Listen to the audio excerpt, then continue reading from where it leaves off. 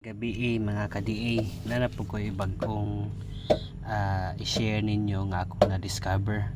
Ang issue na ko ani sa gas tank kay kung mag-open ko diri nga part o ako siyang aplihan, as you can see, so dili siya mo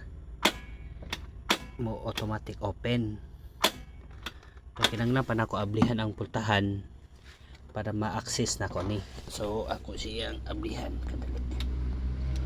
Okay, so nakoy tricks ninyo, gamit lang mo aning oil inyong i-drop diri, humok na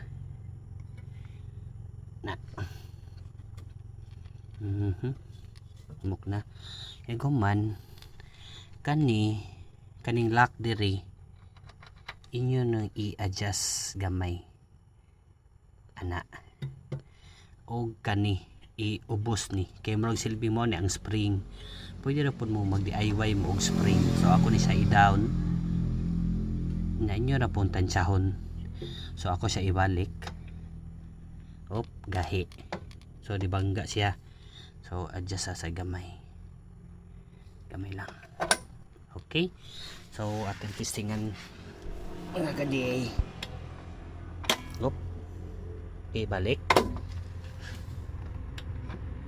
Okay.